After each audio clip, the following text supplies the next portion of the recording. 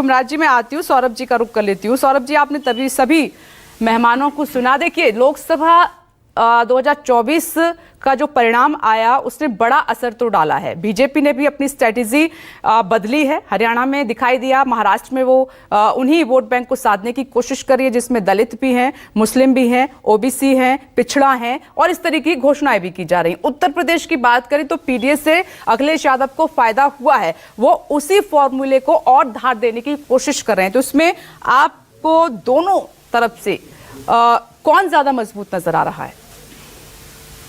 देखिए, सबसे पहले तो आज दशहरा भी है, आज भी कुछ जगहों पे, कल भी है, तो दशहरे की हार्दिक शुभकामनाएं आपके चैनल के माध्यम से आपके दर्शकों को। और सबसे पहले अशोक यादव जी का मैं जवाब दे दूं।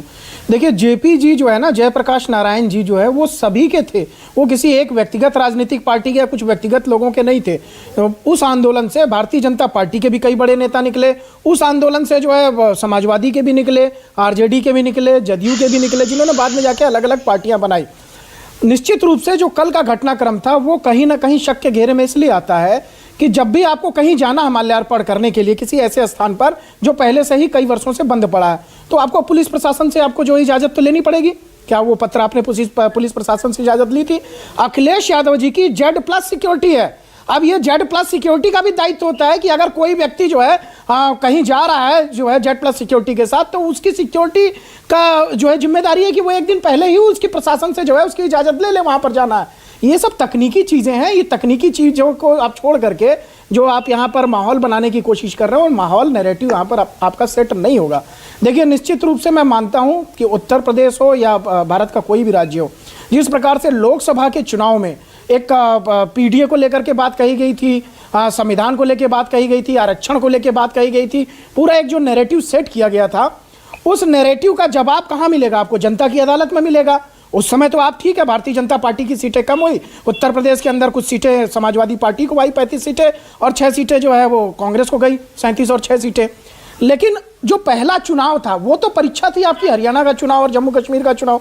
हरियाणा के चुनाव में यही पीडीए की बात थी, किसान की बात थी, पहलवान की बात थी, महिलाओं की बात थी और नौजवान की बात थी। इसी नैरेटिव को सेट किया गया था लोकसभा के चुनाव में, और उसी के आधार पर जो है जो विपक्ष है, जो इंडिया अलायंस है, उसको यहाँ पर जो है अगर जनता जो है बहुमत देती तो माना जाता कि उसका जो नैरेटिव सेट था लोकसभा में वो सही था। लेकिन दुर्भाग्य ये है उनके लिए कि वहां पर जनता ने उनको नकार दिया, चाहे वो किसान हो, चाहे पहलवान हो, चाहे महिला हो, चाहे नौजवान हो। हाँ, आरक्षण और संविधान और दलित की जो बात लोग कर रहे थे, कथनी और करनी में अंतर देखिए।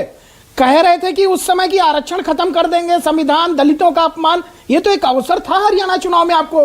कुमारी सैलजा आपका सबसे बड़ा चेहरा, प्रदेश अध्यक्ष भी रह चुकी हैं पहले, 17 सीटें आपकी रिजर्वेशन में वहां पर ऑलरेडी हरियाणा के अंदर है।